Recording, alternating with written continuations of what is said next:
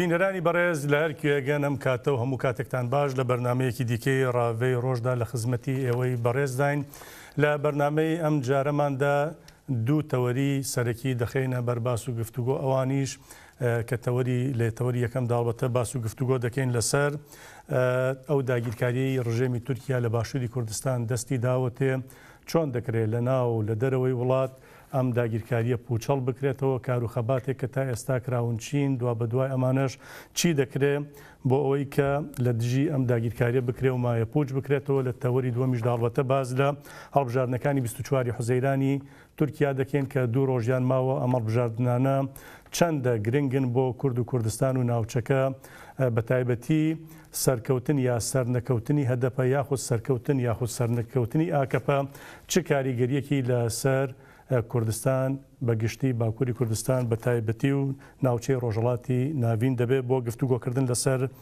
ئەم ژارانە ژەڵبەتە لێرە میوانداریمان کردووە لە دوو بەڕێز سالار مەحموود پەرلەمانتاری کوردستان هەروە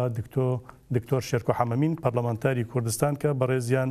لە باشووری کوردستانەوە هاتوون تەشریفیان هێناوە چەندین دیدار و گفتوگۆشیان هەڵبەتە لە ئەوروپا هەبوو لە ڕۆژانی داهاتووشدا دیدار و گفتوگۆی دیکەیان دەبێت دەخینە بەرباس و گفتوگۆ سەرەتا بە ناوی خۆمان و بە ناوی بینەرانەوە زۆر بەخێر سپاسدانەکەین سپاس بۆ بەڕێستم کە دکتۆر شێرکۆ لە بەڕێستەوە دەست پێ بکەم ئێوەکو دەزانن داگیرکاری لە تورکیا لە باشووری کوردستان ئیدی گەشتۆتە ئاستێکی مەترسیدار هەرەوە ژوای کردووە کە کەسانی دڵسۆزی وەکو بەڕێستان وەکو کاکسالار کەسانی دیکە لە باشووری کوردستان لە دەرەوەی کوردستان بکەونە خۆ کار و چالاکی بکەن لە چوارچەوەی ئەوەشدا ئێوەش سەردانی ئەوروپاتان کردووە دیدار و گفتوگۆتان دوێنێ لە فەڕەنسا هەبووە ئەگەر سەرەتا باسێک لەوە بکەی لەو دیدارانە اینجا من هەڵبەتە پرسیاری دیکەشم دەبێت. سپاس. سڵاو لە بینەران و درود بۆ ژیانی پاشی شەهیدان سەرکەوتوو بێخەباتی ڕەوای گەلەکەمان لە هەر شوێنێک وە تایبەتی لە ئێستا لە باکووری کوردستان و ئەو هەڵبژاردنانەی کە لە پێشە. دیارە مەسلەی هێرش و پەلامار و داگیرکاری تورکیا بۆ سەر هەرێمی کوردستان ئەمە بابەتێکە لە چەند ساڵی ڕابردووشەوە تورکیا بە شێوازی جۆرا و جۆر هەم تەواجودی هەبووە لە هەرێمی کوردستانە و هەمیش هەوڵی داوەوە هێرش بکاتە سەر خاچی هەرێمی کوردستان ڕەنگە لە استراتیجێکی دوورمەودا ئینسانەکەی خوێنێتەوە ئاک پارتی بە تایبەتی زۆر بە شێوەیەکی چڕۆپەڕ ئەم ڕژێمێکی سەر لە تورکیا هەیە دژایەتی هەموو جۆرە دەستکەوتێکی کورد دەکات لە هەر شوێنێکی دنیا بێ و خۆیان نیان شاردوێتەوە لەسەر زمانی خۆیانەوە چەندی جاروتویانە ئەگەر هەر جۆرەکیانێک بۆ کورد دروست بێت لە هەر شوێنێکی دنیا بێ ئێمە دژیە وەسین و ڕوبەڕوویە وەستینەوە و ئەوەی کە لە ڕابردووە بینیمان لە عەفرین چیان کرد کە ئێمە خۆمان کۆمەڵێک پەرلەمانتار بووین کە سەردانی عەفرینمان کرد بۆیە ئەمەی کە ئێستاکە دەستیان ناوەتێ بیانوەکەیان قەندیلە بەڵام لە ڕاستیە داگیرکاریەکی بەرفراوانە ڕەنگە چاویان لەسەر مووسڵ بێت چاویان لەسەر کەرکووک بێت و زۆر بابەتی تریش کە دەوڵەتی تورکیا وەکو چۆن لە جۆرێک لە هەر حساسەتی بەرامبەر بە ناوی کورد و وشەی کورد پیدا کردو بۆیە ئەمە پێویستە لە هەموو ڕوویەکە لە هەموو ئاستەکانە ڕوبەڕووی بینەوە چ لە ئاستی ناوخۆیە چ لە ئاستی دەرەوە لە ئاستی خەباتی دیبلۆماسیە بە تایبەتی خەباتی دیبلۆماسی لە دەرەوە زۆر گرنگە چونکە ڕەنگە لە ڕووی مەسلەی چەک و چۆڵ و هێزەکانەوە بێت ئێستاکە ناوسەنجێکی گەورە هەیە مانەزانین جێشی تورکیا جێشێکی گەورەیەوە لە ناتوایە بەڵام ڕەنگە لە بەرامبەرە لە ڕووی عسکەری و ناهاوسەنجێکی گەورە هەبێ بەڵام ئیرادە هەیە ینی ئیرادێکی گەورە لە لای گەلیلا هەیە لە لای باشوور لای پێشمەرگە لای خەڵکی باشوور هەیە ڕەنگە لە ڕووی ئیرادەکەەوە ئیرادەی بێگومان گەل سەرکەوتوتر و بە بەهێسترە بۆی ئێمە ئەم سەردانە کە هاتینە سەرەتا لە پاریسەوە دەستمان پێکرد لەگەڵ پارتی کۆمۆنیست و لەگەڵ پارتی سەوز لە پاریس کۆبووینەوە دوو کۆبوونەوەی زۆر گرنگ بوو لەگەڵ ئەو دوو پارتەکە هەردووشان هەم لە پەرلەمانی فەڕەنسیا هەم لە پەرلەمانی ئەوروپا هەم لە ناوەندە دیبلۆماسیەکانی ترە سنگ و قورسایی خۆیانیان هەیە ئێمە بەڕوونی کۆمەڵێک خاڵمان خستە بەردەمیان لەوانە مەسلەی ئەوەی کە چۆن فەڕەنسا لە ساڵی 1990 کە دەورێکی مێژووی گێڕا لە مەسلەی ئەوەی کە ناوچەی نۆفلای زۆن دروست کرێت لەو سنوورانە بە تایبەتی بۆ پاراستنی هەرێمی کوردستان لە هێرش و پەلاماری فڕۆکە جەنگەکانی ئەو کاتەی ڕژێمی بەعەس بە هەمان شێوە فەڕەنسا دەکرێت لە ڕاستیان لە ئێستادا لە ڕێگەی خۆیەوە لە ڕێگەی قورسایی خۆیەوە بە تایبەتی فەڕەنسا بە دۆستی چی بەردەوامی کورد ئەناسرێت ئەمە بێتە مەجلیسی ئەمن و ئیش لەسەرەوە بکرێت کە لە ڕووی دیبلۆماسیەوە ئەم مەنتیقەیە پارێزراو بێ و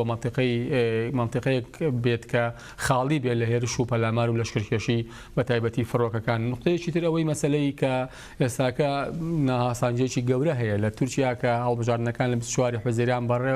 بەڕێوە چێ 6 کاندیدی سەرۆکایەتی هەیە 5 لە نەتەوەی تورکەیەکیان لە کووردە ئەوانەی تورک هەمویان لە دەرەوەن ئەوەی کوردەکە لە زیندانایە جگەلەوە کۆمەڵە پەرلەمانتاری تریش لە زیندانان کە ئێمە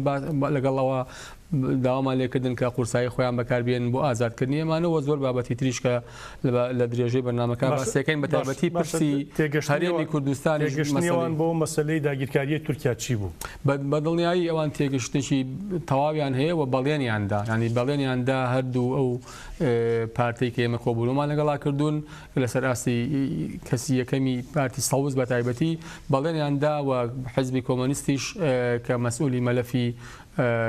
ڕۆژهەڵاتی ناوەڕاست و ئەو پەیوەندیانەی کە ئەوان هەیەە بەڵێنیاندا کە بە هەموو قورسایی خۆیان کار لەسەر ئەماکەن و ئەمان ئەم بابەتانەی کە ئێمە باسمان کۆ لەگەڵیانە ئەیگەین بە پەرلەمانتار بە پەرلەمانتاریان و بە هەموو ئەوروپا و بە هەموو ئەو ناوەندانی کە ئەوان دەستیان پێگاتێ چونکە تێگەشتن لەوەی کە بۆ نمونە ئێمە نمونەی ئەومان بۆێنانەوە کە سەیری وڵاتە جوگو فەڕەنسا بکەی ئازادی تایە هەموو جۆرە قومێتێکی تایە هەرێکە و تعبیل لە ئیرادە و لە مافەکانی خۆیەکە بەڵام ئەبینی لە تورکیا لە ڕاستیە حەقی خوێندن بە کوردیش نادرێ ینی سەرەتاییترین مافی نەتەوەی کورد لەوێ ئینکارەکرێ بۆیە تێئەگەن لەوەی کە ئەردۆگان و دەوڵەتی ئاک پارتی تەنها ینی بە ئاشکرا یانی لە هەر شوێنێک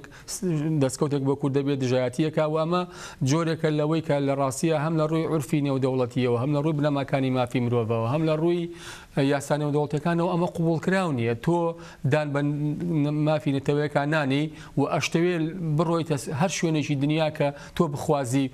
لەژێر ناوی پاراستنی ئەمنی قەومی و هەڕەشا هەیە لەسەر حدودەکان و ئەمانە بۆی ئەم جۆرە لە بیرکردنەوەی کە ئێستاکە دەوڵەتی تورکیاوە پارتی بیری لێکاتەوە ڕاستیا مەقبول نییە لە عالەما بە تایبەتی لای دەوڵەتێک و فەڕەنسا ئەوانەی کە ئێمە بینیمان قسەمان لەگەڵا کردن چکە خۆیان تامی ئازادیان کردووە لەناو ئازادیا ژیاون وڵاتێکە پڕ لە ئەوەی کە لە شۆڕشەکانی فەڕەنساوە تاکو ئێستاکە لەسەر ئەو بنەمایانە کاری کردووە داگیرکاریشیان بینیوە بۆیە لە ڕاستیا تێگەیشتیان هەیە بۆی و بەڵێنیشاندا هەموو جۆرە قورسایی خۆیان بەکاربێنن لەم مەجالا کە کار لەسەرەوە بکەن ئەو دۆسیانەی ئێمە پێشەشمان کردن بگاتە ئەنجام. زۆر باش کاک سالار بێمەوە لای بەڕێزت دەڵبەتە بەڕێزت ئەندامی هاوکات ئەندامی لەو بەرەیە کە بۆ بەرەنگاربوونەوەی داگیرکاری لە تورکیا پێگەێنراوە سەردان و دیداریشتانە بۆ کۆمەڵی چالاکیشتانە بۆ یەکێک لەو چالاکیانشتان ئەمە بۆ کاک دکتۆر شەرک و حەمەمین ئاماژەی پێدا پێ وایە ئەگەر هەڵبەتە کۆمنت و قسەت هەبێت لەسەر مژارەکە بێژگە لەم پرسیارەکە من دەیکەم دەتوانن قسەی لەسەر بکەن بەڵام ئەوەی کە گرنگە یەکێک لەو داخوازیانە مەسلەی ناوچەی دژەفڕینە ئەمە تا چەندە گرنگە جێبەجێ بکرێت بۆ ڕێگریکردن لە هێرشە داگیرکاریەکانی ڕژێمی تورکیا هەڵبەتە بەشێکیان کە لە ئاسمان و زیاتر کەسانی مەدەنی دەکاتە ئامانج و تا ئێستا ژمارەیەکی زۆر مەدەنی بوونەتە قوربانی و شەهید بوون. بەڵێ زۆر سپاس بۆ جەنابەت زۆر سپاس بۆ ستێرک تیڤ بینەرانی بەڕێزی تەلەڤیزیۆنەکەتان لە ڕاستیدا ئەمڕۆ دەوڵەتی داگیرکەری تورکیا استراتیژێکی نوێی بەرامبەر بە گەلی کورد پەیڕە کردووە و پەیڕۆ دەکا کە ئەویش ئەوەیە هەر ستاتویەکی کوردی یا خەڵکی کوردستانی هەبێ ڕوبەڕووی بێتەوە ئێمە بینیمان لە داگیرکاری بۆ سەر ڕۆژاوای کوردستان و بەتایبەتی ئەفرین و هەمیشە پیلانەکانی بۆ نەبوونی ئاسایش و ئارامی لە کەرکووک و هەروەها داگیرکاری لە ڕووی ئابووری لە ڕووی سیاسی لە ڕووی کەلتوری و داگیرکاری شاراوی سەربازیش بە بەردەوامی لەسەر باشووری کوردستان هەبووە لە کاتێکە باشووری کوردستان هەرێمێکی فێدراڵە سەر بە دەوڵەتی عێراقی ناوەندە فەرمیەکانی دەوڵەتی عێراق لە ڕاستیدا بە کوردستانیشەوە شەرمون بن بەرامبەر بەم داگیرکاریە. هێشتا داگیرکەرانی کوردستان بە تایبەتی تورکیا وەکو سەردەمی 100 ساڵ پێش ئێستای خلافەتی عوسمانی ڕفتار دەکەن و سنوور بەزاندن بە پرسێکی ئاسایی دەبینن لە دنیای گۆڕاوە ئەوان عقلێکی نەگۆڕاون. بۆ ئێمە لە وەکو نوێنەری خەڵکی کوردستان و خۆمان بەربەر پرسیار دەزانین لەسەر ئارامی و ئاسایشی گەلی خۆمان لە ڕۆژهەڵاتی ناوەڕاست دەمانەوێ پرسی کورد لە باکووری کوردستان و لە تورکیا لە ڕێگەی پەرلەمان و بە ئاشی چارەسەر بێ. ئێمە هاوڕێکانمان ئێستاکە لە زیندانن پەرلەمانتارانی هەدەپە کە نوێنەرایەتی گەلێکی 20 میلیۆنی ئەکەن لە باکووری کوردستان و ئێمە هاوسۆزی یەکخەباتی ڕەوایی یەکترین لە پارچەکان. بۆیە ئەم کەیسە لای ئێمە کەیسێکە بە ئەرکێکی نیشتیمانی بە ئەرکێکی قانونی دەزانین. هاتنی ئێمە بۆ دەستپێک بۆ فەرەنسا بۆ ئەوەیە کە بە تایبەتی فەرەنسا تەجروبەی هەیە لە ساڵی 1990 کە بە پێشنیاری ئەوان بە پرۆژەی ئەوان بڕیاری ژمارە 688 ئەنجومەنی ئاسایش دەرکرا بۆ دەستنیشانکردنی ناوچەی دژەفڕینی ڕژێمی سەدام بۆ سەر خەڵکی کوردستان. ئێستا کە فڕۆکەکانی تورکیا ئاسمانی کوردستان دەبەزێنن و خەڵکیان شەید کردووە، هاوڵاتی سڤیل مەڕووماڵاتیان کوشتووە، زەرەریان لە ژینگە داوە، لە ئاژەڵ داوە، لە مرۆڤ داوە، نەئارامی و دڵڕاوکیان بۆ خەڵکی باشووری کوردستان دروست کردووە. ئێمە دەمانوێت فەرەنسا و ئەو پێشنیارەمان خستۆتە بەردەست هەردوو پارتی کۆمۆنیست و پارتی سەوزی فەڕەنسی کە خۆشبەختانە ئەوان بەڵێنیان پێداین کە لەگەڵ پارتە کۆمۆنیستەکانی ئەوروپا کە سەرۆکی پارتی کۆمۆنیستی فەرەنسا سەرۆکی یەکێتی پارتە کۆمۆنیستەکانی ئەوروپاشە کە ئەو تەرحە دەخەنە بەردەست پارتە کۆمۆنیستەکانی ئەوروپا هەموو لە وڵاتان هەم لە پەرلەمانی ئەوروپا نوێنەری زۆریان بەڵێ بە دڵنیاییەوە. سکرتێری پارتی سەوزی فەرەنساش بە هەمان شێوە وتی ئێمە ئەمە دەکەینە پرۆژە بۆ بەردەم پەرلەمانتارەکانمان بیبەنە پەرلەمانی ئەوروپا و پەرلەمانی فەرەنساش. بۆ ئێمە هەوڵە ئەرکە لە بەرامبەردا ئێمە ئەرکەکانمان بەردەوامە بوو لە چەند ڕۆژی داهاتوو هەم لە پەرلەمانی ئەوروپا هەم لەگەڵ چەند ناوەندێکی تر لە برۆکسل لە گفتوگۆ بین لەسەر ئەمژارە. بۆ ئێمە بابەتی قەندیل کە حکوومەتی ئەردۆغان کردوێتە بیانوو بۆ پەلاماردان و لشکرکێشی بیانوویەکی تەواو لاوازە و ئەوان چەند ساڵێکە ئیش لەسەر داگیرکاری شاراوەی باشووری کوردستانەکەن، بەڵام لە دوای ئەو ئۆپەراسیۆنەی کە لە گوندەکانی دەوروبەری هەولێر لە سەر بە پارێزگای هەولێر کردیان بەڕاستی ئەوە پەیامێک بوو بۆ پەیوەست بە هەڵبژاردنەکانی 24 حوزەیرانی کە دووس بێ ئەنجام دەدرێت کە ئەوان وەکو سەرکەوتنێکی سەربازی بۆ خۆیان دەیانوێت تۆماریکەن وەکو چۆن لە ئەفرین کردیان بێخەبەر لەوەی تووڕێی گەلانی لە تورکیا زیاتر کردووە ئەو تاوانانەی کە لە ئەفرین ڕوویدا و ئەو تاوانانی کە ئەمڕۆ لە باشووری کوردستانیش لەلایەن دەوڵەتی تورکیا و حکوومەتی ئەکپارتیەوە ڕوو ئەدەنوە بە لە ڕێگەی خوێن ڕوشتنەوە دایانوێت کێشەکانی مێژووی ئەو مەنتیقەیە چارەسەرکەن. بۆیە بەدیدی ئێمە هەوڵە دیبلۆماسیەکان دەبێت زیاتر بخرێنە گەڕ و ئێمەش وەکو هەردوو پەرلەمانتاری کوردستان بە ئەرکی خۆمان زانیوە لەو سەنگەرە دیبلۆماسیەیە بین بۆ ئیدانەکردن و پرۆتستۆکردنی کردداری پەلامارەکانی دەوڵەتی تورکیا و لێرەشەوە داوا لە هەموو حزب و لایەنێکی سیاسی ئەکادیمیست خەڵکانی دەرەوە ناوە کە ڕەوەندی کوردستانی دەوری گەورەیان هەیە ڕوبەڕووی ئەو پیلانی دەوڵەتی تورکیا بنەوە و پێشمان وایە کە خەباتکردن بۆ ئازادکردنی بەڕێز دەمیرتاش کە یەکێک بۆ لە داخوازەکانی ئێمە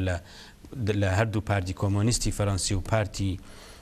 سەوزی فەڕەنسی کردومانە و پەرلەمانتارەکانی تری هەدەبەش بەشێکە بێ لە خەباتی مەدەنی و سەرکەوتنی پرۆسی ئاشتی لە تورکیا. لەگەڵ ئەوەشدا ئێمە کۆمەڵی کەیسی تر هەیە بە تایبەتی مەسەلەی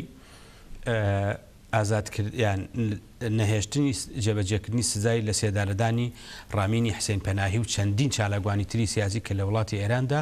سزای لە سێدارەدانیان بۆ دەکراوە. ئەمە مەطلبێکی گشتی گەلی کوردستانەکە داوا بکەین لە ڕێگەی ناوەندە دیبلۆماسیەکانەوە کۆماری ئیسلامی ئێران قەناعەت پێ بکرێکە ئەو سزای لە سێدارانە جێبەجێ نەکرێ چونکە درزی نێوان گەلان لە ئێرانیشە زۆرتر دەکا و ئەمە بەشێکە لە ئەرکی ئێمە و پاژەوە ڕۆژانی داهاتوو چیتان دەبێت دیدار و چاوپێکەوتنی لەگەڵ کێ دەبن؟ ڕۆژانی داهاتوو لەگەڵ کۆمەڵێک پارتی ئەوروپی دیدارمانە بێ لە پەرلەمانی ئەوروپا دیدارمان دەبێت لەگەڵ حکوومەت و پەرلەمانی بەلجیکا دیدارمانە بێ و کۆنفرانسێکی گەورەش لە پەرلەمانی ئەوروپا بۆ ئەکادمیست و پەرلەمانتاری ئەوروپی و پەرلەمانتاری کوردستان و خەڵکی تریش لە ناو دەرەوەی کوردستان دێن بەشداری ئەکەن سەبارەت بۆ پرسە من لەم سۆنگەیەوە ئەوە بڵم کە ئێمە 2 ڕۆژی ترکە ئەچینە ناو هەڵبژاردننی 24 حوزەیرانەوە ڕۆژێکی گێگلاکەرەوەیە بۆ هەموو دیموکراسی خوازان ئازادی خوازانی ڕۆژهڵاتی ناوەڕاست بە تایبەتی ئەوانەی لە تورکیا دەیانوێ ئەو وڵاتە ئاشتی و ئارامی بەخۆی ببینێ پشتیوانی هەدە بکەن بربەستی دەستوری تێپەڕێنێ بۆ ئەوەی کورد باز لە گرنگی ئەوە دەکەین بۆچی ئەوە گرنگە بەڵام باوە بخێنێت تەوەرەکەی دیکەوە ئێستا لەسەر ڕاوەستە لەسەر ئەم پرسەی داگیرکاریە بکەین کاک شێرکۆ حەمەمین من ینی زۆر کەس دەڵێ ئەمە پەیوەستە تەنها بە پەکەکەوە باشە لە ڕاستیدا ئەم داگیرکاریە کوێ و کێ بە ئاماژ دەکرێت ینی هەر تەنها پارتی کرێکارانی کوردستانە قەندیلە وەکو تورکیا بانگەشە دەکا یاخود ناشتەکان بەرفراوانتر ئەبێ ئێمە قوڵتر لە شتەکە بڕوانین بەدەر لەوەی کە ئامانج کەسێک یا چەند کەسێک یا پارتێک بێت نەخێر بە بێگومان قەندیل کراوە بە بیانوو ینی بە درێژایی مێژوو قەندیل ئەو شوێنە بووە کە هیچ یەکێک لەو دەوڵەتانە نەیانتوانیوە کۆنتترۆڵیکەن و قەندیل پەناگای هەموو شۆڕشەکان بووە چ لە هەرێمی کوردستان بە تایبەتی لە دوای ساڵی 75ەوە و بۆ ڕۆژەڵات و بۆ باکووریش و ئەم منتیقەیەکی حدودیە کە گرنگی و تایبەتمەندی خۆی هەیە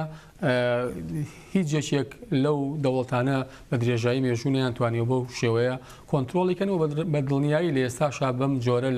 لە شرکێشی کۆنتترۆل ناکرێت بۆیە مەسلەی ئەوەی کە ئەردۆگان و دەوڵەتی ئاک پارتی ئەیکا وەکو دەڵێن قەندیل بە بیانووە یعنی بیانووە کە بۆ هێرش و پەلامەردان ئەوە یعنی خۆی کۆکوتمان نەیشاردۆتەوەڵێ هەر دەستکەوتێکی کوردی لە هەر شوێنێک بێت جا خۆیەکە لە مەریخە بوو خۆیەکە لە جنوبی ئەفریقا بوو ئێمە دژیەوە سینەوە خۆ عەفرین ئەمە ئێستا باسی منبەجەکە باسی شنگالەکە باسی باشیق پێشتر چووەتە باشیق بۆیە ئەوەی کە تورکیا ئەوێت بەڕاستیا چاوی گەورەتر یانی تەماحەکەی گەورەتر بە بڕوای من گۆڕنێکی دیموگرافی تر وەکو چۆن ئێستا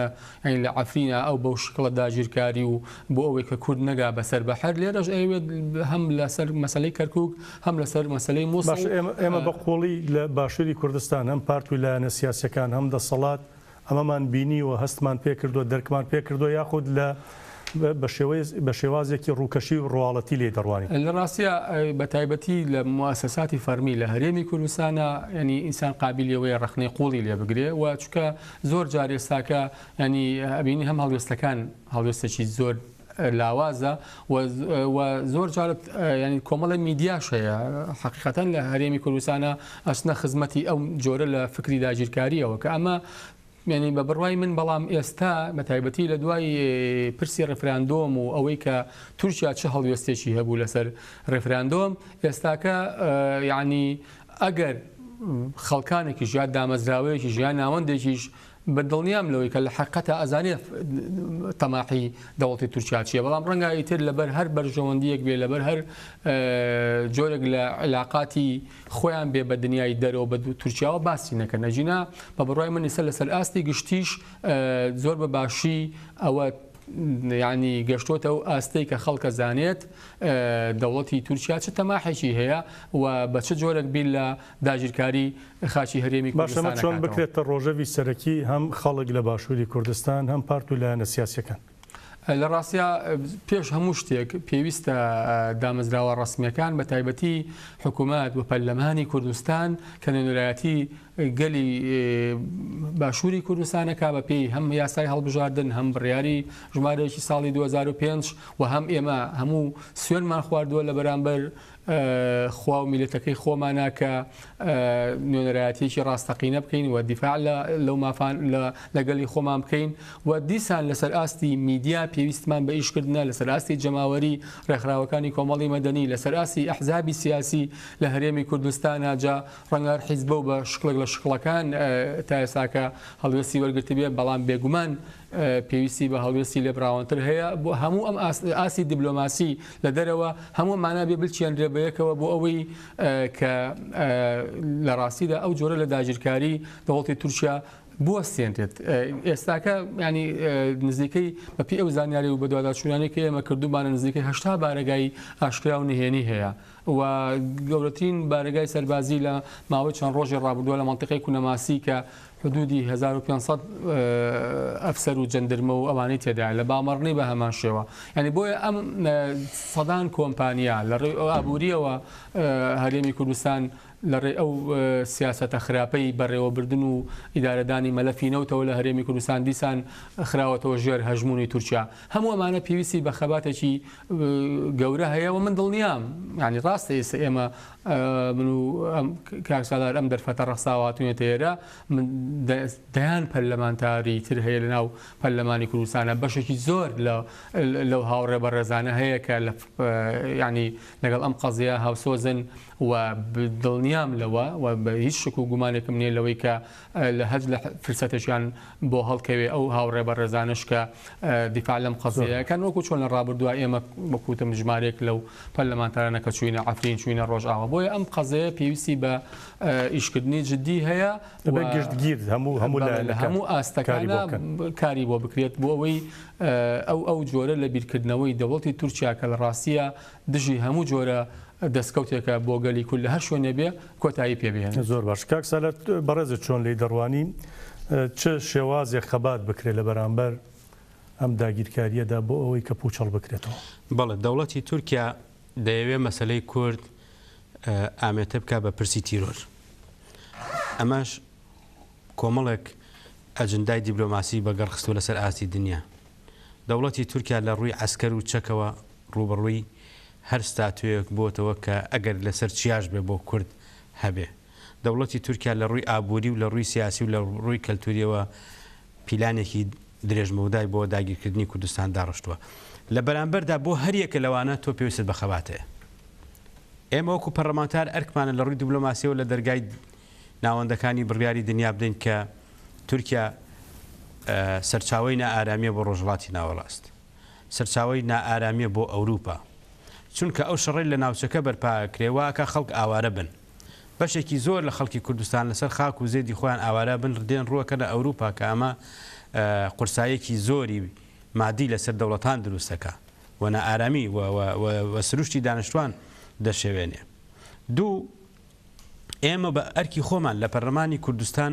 هەستاوین بۆی داوا لە حکوومەت و پەرلەمانی کوردستان داوا لە حکوومەت و پەرلەمانی عێراقی بکەین ئەرکە دەستوریەکانی خۆیان جێبەجێ بکەن. و لە ڕووی سەربازیشەوە لە ڕاستیە ئەگەر کۆمەلگای نێودەوڵەتی لە ڕێگەی ئەنجومەنی ئاسایشەوە ئەو فشارانەی تورکیا ڕابگرێ هیچ پێویست ناکاتەوە لە کوردستاندا چەک بەکاربێنی. بۆیە تورکیا بە هەمان عەقڵەتی 100 ساڵی ئێستەوە ئیش ئەکەن بۆ ئەوەی کوردێکی خاوەن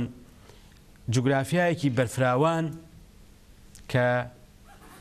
بە پێی ژمارەی دانیشتوان بێ شوێنی چەند دەوڵەتێکی تایە بێتەوە بە پێی دیمۆگرافیای ناوچەکە بێت توانرێت بکرێتە 4 دەوڵەت ئەوان ئامادەنین و قبول ناکەن کە هەرێمێک هەبێ. لەبەر ئەوە ئێمە ئەبێ ئەم نیازەی تورکیا لە ڕاستیە بەتاڵ بکرێتەوە لە ڕووی خەباتی پەرلەمانیەوە کە ئێستا هەدەف هەدەستی پێکردووە و ئێمە بەڕاستی مەسەلەی پەکەکە گەریلا مەسەلەی شەڕوان لای ئێمە خەڵکی تێکۆشەر و ئازا و نیشتیمان پەروەر و داکۆکیکارن لە خاک و خەڵکی خۆیان. تورکیا بیسەپێنێ بەسەر خەڵکی باشووری کوردستان ئەمانە تیرۆرستن. جا ئەوە بۆ خۆی وتی و لە ڕاستیشدا وەکو کاک دکتۆر شێرکۆ فەرمووی قەندیل لەکەوێتە سێکوچکەی عێراق، ئێران، تورکیاوە. کاتێک مافی گەلێک نادەن لە عێراق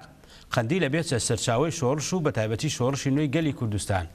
مام جەلال لە قەندیلەوە ڕۆیشت بۆ بەقابوو بە ڕئیسی جمهور. ڕێباز کتێبێکی هەیە قەندیل بەغدای هەژان. بە دڵنیاییەوە ئەگەر لە ڕووی دیموکراسیەوە تورکیا مافی گەلان نەدا بە تایبەتی مافی گەلی کورد قەندیل ئەنقەرەش دەهەژێنێ. ئەم ڕۆبێیان سبەینێ. لەبەر ئەوە ئەم حکوومەتە دەگۆڕێ حکوومەتی ئەردۆغان حکوومەتێکی تریش بێتە پێشەوە لە تورکیادا ئەویش دەڕوا بەڵام کورد هەر ئەمێنێ مەسلەی کورد هەر ئەمێنەیە ئێمە تەجروبەی زۆر گەورەمان هەیە لەم بارودۆخی ئێستا جیاوازتر لەبەر ئەوە ئێمە ئەم ئەرکەی لە ئەستۆمانە ئەرکێکی مەدەنیە ئەرکێکی سیاسیە ئەرکێکی قانونیە کە ئەرکێکی ڕەوا و پیرۆزە مەسلەی بەرگریش بە شێوازی چەک و ئەوەی کە گەل پشتیوانی لە بەرگریکاران کە بە دڵنیاییەوە گەلی باشوور هاوسۆزە لەگەڵ بەرگریکاران لە ڕوبەڕووبوونەوەی داگیرکاری هاوسۆزە لەوەی کە ئەم مەسلە تەنها پەیوەزنێ بە پرسی قەندیلەوە مەترسێکی ئاشکرایە لەسەر کە چۆنی خەڵکیش بۆ قەندیل و خۆپشاندانەکانەوە نیشان دەدا ئەزانی چۆنە کاک هەندرێن ئەمڕۆ گەریلا لە ڕاستیە تعبیر لە ڕۆڵەی پارچەیەکیش ناکە ینی ئەو بەرگریەی کە لە کۆبانێ کرا خوێنی گەنجی هەر چوار پارچەی کوردستانی تێڕژە ئەو تاوانانەی دەرحەق بە خەڵکی ئەفرین کراوە ئێمە وەکو پەرلەمان خەڵکی تر وەکو گەنج خۆبەخش ڕۆیشتووە لەوێ خۆی کردو بە قوربانی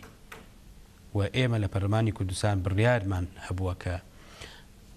ستاتوی ڕۆژاوای کوردستان کانتۆنەکان بە فەرمی بناسیێنین و پشتیوان بین و هێزی پێشمەرگە بچێتە کۆبانێ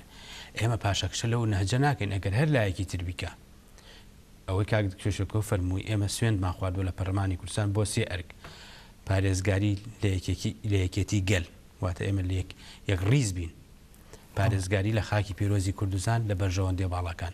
هەرسێ ئەم ئەرکە کە سوێندمان خواردووە وامان لێەکە ئێمە بە ئاشکار ڕوبەڕووی داگیرکاری دەوڵەتی تورکیا بینەوە هەر دەوڵەتێکی ترکە نیازی داگیرکاری هەیە بۆ باشووری کوردستان و لە بەرامبەریشدا قەندیل ئەو شوێنەیە ئەگەر خۆتان نزانن لە سەردەمی ڕابردوودا بنکە و بارەگای شۆڕژیێڕەکانی ڕۆژهەڵاتی کوردستان لە قەندیل بووە ڕۆژگارێکی باشوور ئێستش هی باکوور لەبەر ئەوە ئەو شوێنێک کەکوێتە سێکوچکەی هەر سێ وڵاتەوە و بە هەر سێ وڵات کۆنتترۆل ناکرێ و شوێنێکە ئاسیە وە شوێنێکە ئەگەر بێت و لە ڕاستیە کێشەکان چارەسەر ببن هیچ پێویست ناکات چەکدار لەوێ هەبێ بۆ مێژوو ئێڵێن ئەم میکانیزمی کە دەوڵەتی تورکیا بۆ داگیرکاری لە باشوور گرتوێتە بەر و ئەکا پریشکی ئەم ئاگرە زۆرتر بچێتە ناوخۆی دەوڵەتی تورکیا و قەندیل ئەو شوێنەشە ڕۆژێک دێ وەکو چۆن تێکۆشەرەکانی باشووری کوردستان لەو قەندیلە پەروەردە بوون بەشێکیان شەهید بوون بەشێکیان مایەوە ئێستا قوتابخانەکانی باشووری کوردستان باخچەکان شەقامەکان بە ناوی ئەوانەوە ناونراوە کە ڕۆژگارێک لە قەندیل تەمەن و گەنجی خۆیان بەخشی ڕۆژێک دێ لە ناو تورکیادا ئەو تێکۆشەرانی لە تورکیا لە قەندیل ئەوانەی کە لە قەندیلن ئەمێننەوە یا شەهید دەبن چونکە هەر کەسێک کە بەرگری کرد ئەوەشی ئەو چارە نووسەشی لە بەردەمدایە بەڵام من بۆ خۆم دڵنیام ڕۆژێک لە ڕۆژان شەقامەکانی دیاربەکرد ماردین تەنانەت شارە تورکیەکانیش کە لە سەردەستی ئازادی خوازانی قەندیل ڕزگار دەبن ڕۆژگارێک دێ ئەو شەقامانە قوتابخانەکان پارکەکان کتێبخانەکان بە ناوی ئەوانەوە ناوزۆر دێ چونکە لە ڕێگەی ئەوانەوە پەیامی چارەسەری کێشە بنەڕەتەکەی تورکیا دێتەکایەوە و هەروەها ئاشتی سەرتاسەری بۆ گەلانیش دێتەکای زۆر باشە سپاس دەکەم کاک شەرکۆگەر بە کورتی شتێکت هەبێ لەسەر ئەم تەوەرەبەوەی دەربازی مەسەلەی هەڵبژاردنەکان ڕاستی لە ئەوەی کە ئێستاکە دەوڵەتی تورکیا دەستی داوەتیە بیانوەکانی زۆر لاوازە و بەشێکە لەو پڕۆپاگەندەی هەڵبژاردنەی کە بەڕێوەیە چونکە بۆ نمونە هەر لە ماوەی چەند ڕۆژی ڕابردووە دەیان تەسریحاتی داوە کە ئێمە ئەوەندە فەرماندەمان کوشتووە ئەوەندە دوێنێ و پێرە کۆمەڵی پروپاگەندیان کردو کۆمەڵێک سەرکردەی پارتی کرێکارانی کوردستانیان گرتو ئەلبەتە ئەمڕۆ کەجەکە لێدوانیدا بەڵام هیچ نەناوی کەس بڵاوەکاتەوە نە هیچ شتێک بۆیە ئەمە حملەیەکی هەڵبژاردنەوە دڵنیاین ئەو ئیرادەی کە دیفاع لە ئازادی و دیموکراسی و حەقی گەلانێکا سەر دەکەوێت و منەمێ ئەوەش بڵێم لە ڕاستیە بەشێک لە ئیشەکانی تریشمان هەم مەسلەی ڕۆژهەڵاتی کوردستان و پرسی لە سێدارە نەدانی ئەو لاوە و گەنج ئازادی خوازانە و هەڵگرتنی کۆتای بەتەواوەتی مەسلەی سزای لە سێدارەدان لە ڕۆژهەڵاتی کوردستانەوە بەسێکی تریشی پرسی دیموکراسی و مەسلەی هەڵبژاردنەکان لە هەرێمی کوردستان و ئەوەی کە بارودۆخی عراق بەگشتی و زیاتر چەسپاندنی دیموکراسی لە هەرێمی کوردستانەوە پێویستە کە چۆن ئەوروپا لە شەڕی داعشە هاوکاری کوردستان بوو ئەوەش پێویستە لە ڕووە مرۆیەکەوە لە ڕووە دیموکراسیەکەەوە لە ڕووە دامەزراوەیەکەوە کە ئەمە بابەتێکە پێویستی بەوە هەیە چکە گەر دیموکراسی و سەقامگیری هەبێ بێگومان ئەوەندەش خەڵک ڕووناکاتە ئەوروپا خراوە تونندڕەوانیوەکو داعشیش سەر هەڵنادات و ئەوە لێرە کاردانەوەی خراپیشی نابێ بۆ سەر باشە باسە بێنە سەر مەسەلەی هەڵبژاردنەکان گرنگی ئەم هەڵبژاردنانە چۆن دەبینی تا چەندە پێت وایە سەرکەوتنی ئەردوغان و ئاکەپا یاخۆت سەرنەکەوتنیان یە بە شێوازێکی دیکەش هەدەپە و دەمیرتاش لەم هەڵبژاردنانەدا کاریکەری لەسەر پرسی کورد بە تایبەتی لە باکووری کوردستان بە گشتیش لە بەشەکانی دیکە دەپێ و هەڵبەتە ناوچەی ڕۆژەڵاتی ناوەڕاستیش دەگرێتەوە ینی بەدەر نییە لە ناوچە کەشکاریگەریەکان. ئەم هەڵبژاردنە لە 24 حوزێران لە تورکیا بەڕێوە چێ کۆمەڵی خاڵی تایە کە جیاوازە لە هەڵبژاردنەکانی تر بە تایبەتی دوای پرسی با بڵین گۆڕانکاری لە دەستور و گۆڕینی سیستەمی حکومڕانی لە تورکیا و هەروەها ئەمە بۆ یەکەم جارێکە دوو هەڵبژاردن پێکەوە پەرلەمان و سەرۆکاتی بەیەکەوە کرێەوە هاوپەیمانەتی پێشوەختانەش هەڵبژاردنەکەی پەرلەمان بڵێ و هاوپەیمانەتی هەیە بە تایبەتی ئەو هەش پارتە سەرەکی کە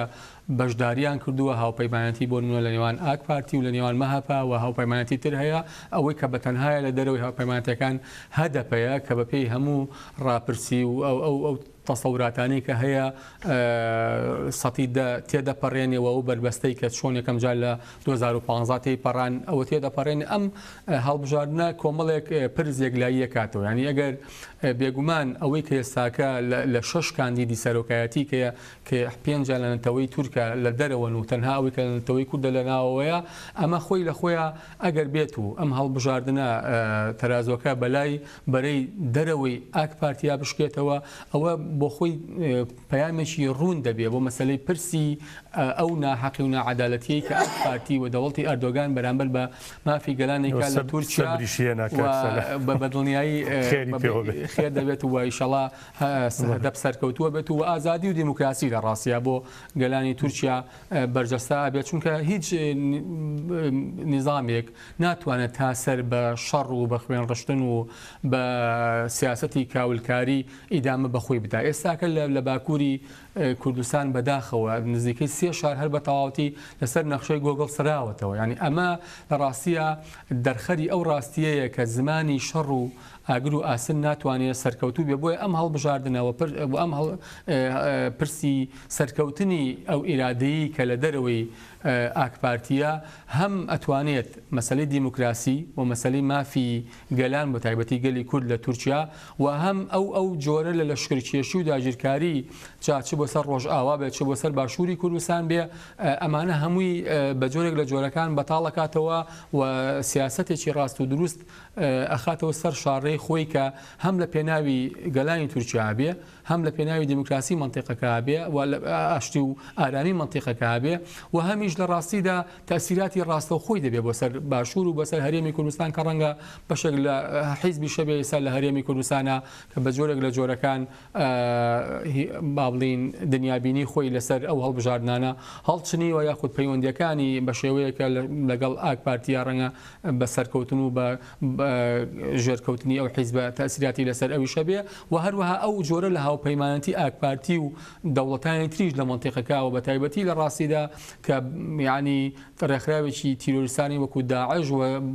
پاشماوەکانی داعشیش بە تایبەتی ئەوانەی کە لە کاتی سەردەمی داگیرکاری عەفرینە بینیمان کە چۆن پێش لەشکری تورکیا ڕۆشتە ناو عەفرینەوە هەموو ئەمانە کۆمەڵێک زنجیرەی گرێدراون بەیەکەوە کە سەرکەوتنی بەرەی دەرەوەی ئاک پارتی لەم هەڵبژاردنە سنوورێک بۆ ئەوانە دانێ کە وەکوتم هەم لە خزمەتی دیموکراسی ناوخۆی تورکیا بێ هەم لە خزمەتی ئاشتی و ئارامی منطقەکە بێ هەم لە خزمەتی پاراستنی هەرێمی کوردستانی شابێ لەو لەشکرکێش و داگیرکاریانی کە ئێستاکە بۆ سەری ئەکرێت و بۆیە زۆر گرنگە کە ئەم هەڵبژاردنە و ئومێدی شەکەین وەکو ڕاپرسیەکانیش پێمانەڵێن کە ئەو بەرەی دەرەوەی ئاک پارتی سەرکەوتووە بێ و تایبەتی هەدەپە سنووری لە سەدادا دەپەڕێنێت کە ئەوە حق و عدالەتی کێشەکەمان جارێکی تر لە بەردەمی مەحافیلی نێودەوڵەتیە ئەخاتەوە سەر مێزی مفاوەزات کە کورد چەند زوڵم لێکراوە لە ناو دەوڵەتێکی وەکو تورکیا. زۆر باشە کاک سالار بەڕێزت خوێندنەوە چییە بۆی پێ دوایە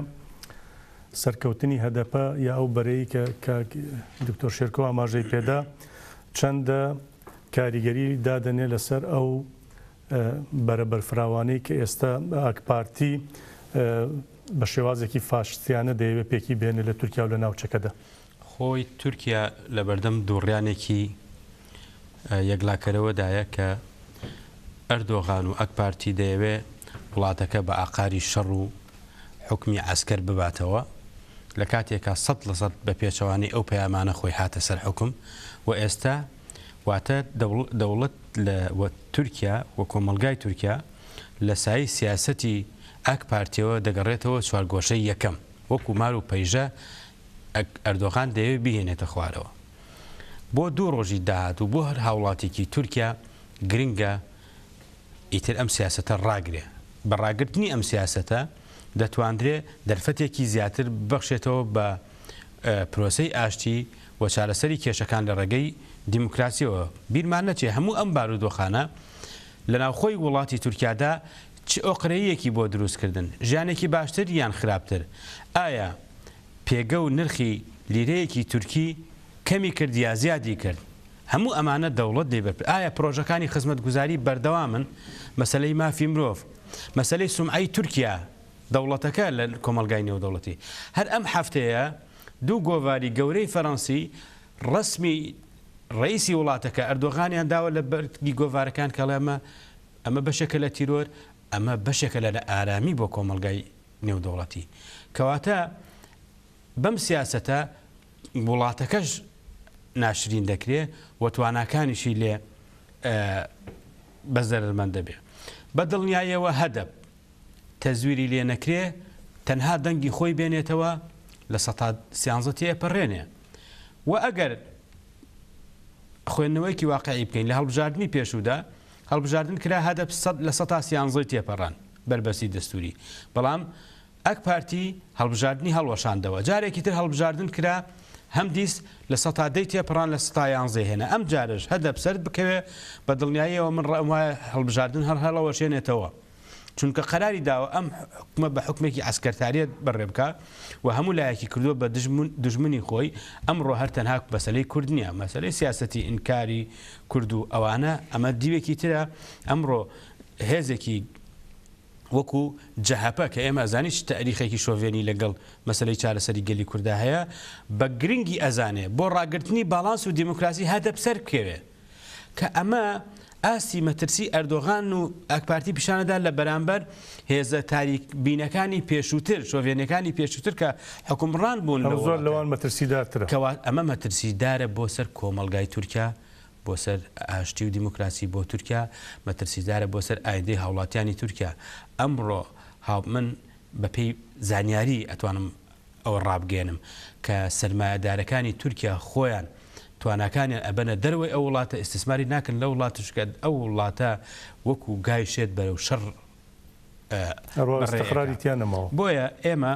پێویستمان بەوەی ئەم حەقەتە بە هەموو لایەک بگەێنین کە سەرکەوتنی هەدەپە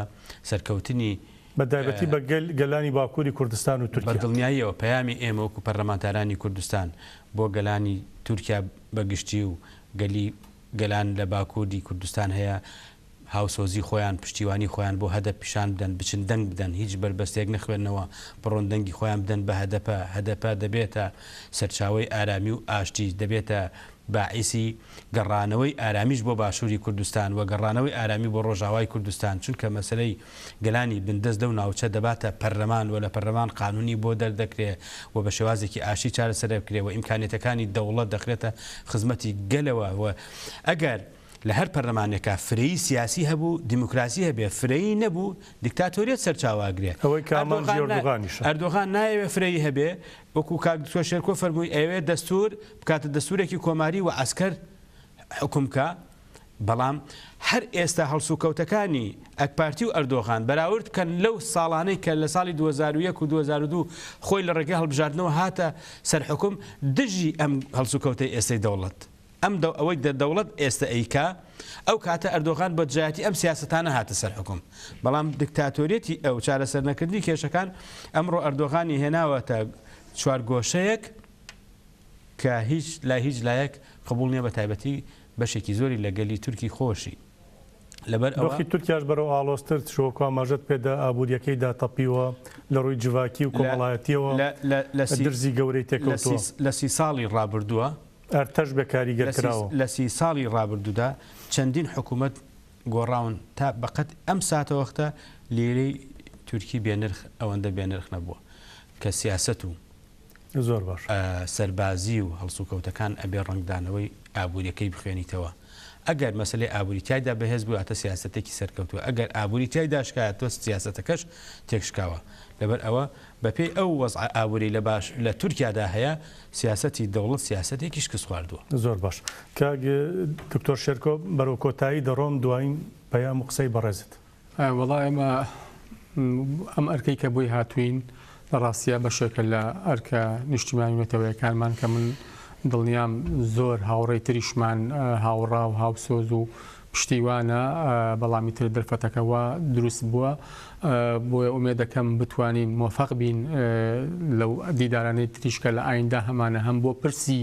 نیشتیمانیونەتەوەیمان هەم بۆ پرسی مەسەلەی دیموکراتیزە و بەدامەزراوەیکردنی هەرێمی کوردستان و هەروەها ئەو هەڵبژاردنەشی کە لە 24 حوزەیران لە دوو ڕۆژی داهاتووە بەڕێوە ئەچێ داوام وایە لە هەموو گەلانی تورکیا لە هەموو گەلان لە باکووری کوردستان چکە هەدەپا پارتی ناوەکەی خۆی بەخۆی پارتی گەلانە پارتی نەتەوەیەکی دیاریکراو نییە هەر ئەمەل خۆی لە خۆیە ئەو دنیابینیە جیاوازەی هەدەپەیە لەگەڵ ئاک پارتیا کە هەدەپا چەند بە شێوەیەکی پلۆراریزم و مرۆڤ دۆستانە و فرەیی بیرەکاتەوە و ئەوانی تریش بە چەند بە شێوەیەکی داخرا و بیرەکەنەوە بۆیە داوام وایە کە بە گوڕوتینێکی زۆرەوە هەر هەمویان بشنە سەر سندوقەکانی دەنگدان و هیچ بەربەستێک نەبینن لە بەردەم ئەوەی کە نەچن بۆ سەر سندوقەکانی دەنگدان و سەرکەوتنی هەدەپە سەرکەوتنی ئیرادەی گەلانە لە تورکیا دەبێتە سەرچاوەی دیموکراسی و ئاشتی و ئارامی لە ناوخۆی تورکیا کە ئێستاکە بە تایبەتی لە ڕۆی اقتصادیەکەیەوە هەردا تەپیوە و بەردەوام شەڕ و کوشتار لەسەر دەستی ئەم ڕژێما هەیەوە بۆ مەنتیقەکەش دەبێتە سەرچاوەی ئارامی و ئاسایشوە بۆ هەرێمی کوردستانیش لە ڕاستیە کاریگەری دەبێت لەسەر ئەو حیزبانی کە حکومڕانی خۆیان گرێ داوەتەوە بە ئاک پارتیەوە کە دیارەمە بەسمان لە چیەیە بۆیە داوام وایە کە خەڵکێکی زۆر لە زۆرترین ئاست و ڕێژە بەشداری بکەن و هەدەپە وەکو هەڵبژاردنەکانی ڕابردوو سەتیدا تێپەڕێنێت و دڵنیاشەم ئینشەڵڵا بەپێی هەموو ئەو ڕاپرسیانی کە کراوە تێپەڕێنێت و ئەگەر بێت و هەڵبژاردنەشی پاک و پێگرد و نەزیه بێت و حکومی عسکر کاریگەری نەبێت لەسەری بە ئومێدی ئەوەی کە هەدەپە سەرکەوتوو بێت و بە ئیرادەی گەلان و ئازادی خوازان سەرکەوتوو بێت لە تورکیا. کاک سالار لە خولەکێک کەمتر بتەوێ شتێک بڵێ هەڵبەتە دوو سیمیناریشتان دەبێت لە بەلجیکا لە ئەنتوێرپن و شاری خێن. بەڵێ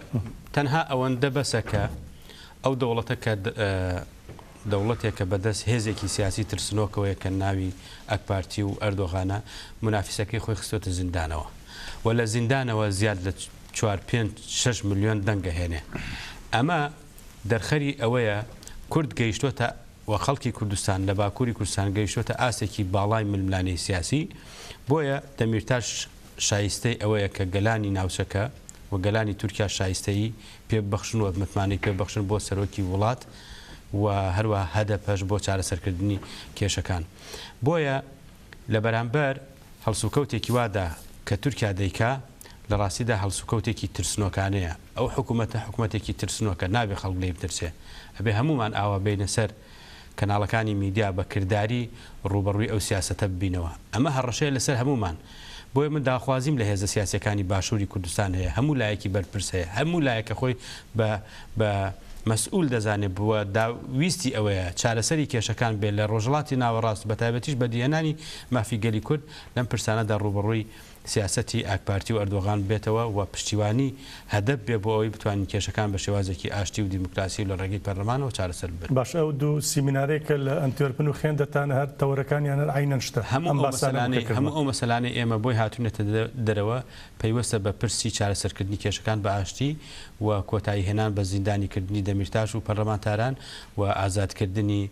ڕامینی حسێن پەنایی و زیندانە سیاسەکانی تر لە ڕۆژهەڵاتی کوردستان و هەروەها پرسی پشتیوانی بۆ پرۆسی دیموکراسی لە باشووری کوردستان کە ئەمە بەشێکن لە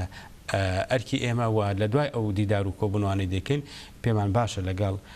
ڕەوەندی کوردستانی ئەم بابەتانە ڕوونکەینەوە کە ئێمە بۆ لێرێ. زۆر باشە بەڕێز دکتۆر شێرکۆ حەمەمین پەرلەمانتاری کوردستان زۆر سپاس بۆ ئامادەبوون لێرە سپاس بۆ شرۆڤ بۆ قسەکانی بەڕێزت هەروە کە سالار مەحموود پەرلەمانتاری کوردستان سپاس بۆ بەڕێزیشت سپاس بۆ سەرنجەکانتان سپاس بۆەوەی کە لێرە ئەم شۆ لەگەڵ ئێمەدا ئامادەبوون. بەڵێ بینەرانی بەڕێز زۆر سپاسیەوەی بەڕێزیش دەکەین کە تام ساتە لەگەڵماندابوون تا بە یەگەشتنێکی دیکار شاد و بەختەوەر بن سەرکەوتن بۆ هەدەپە و بۆ دەمیرتاش و بۆ سەرجەمگەلی کورد و گەلانی بندەست.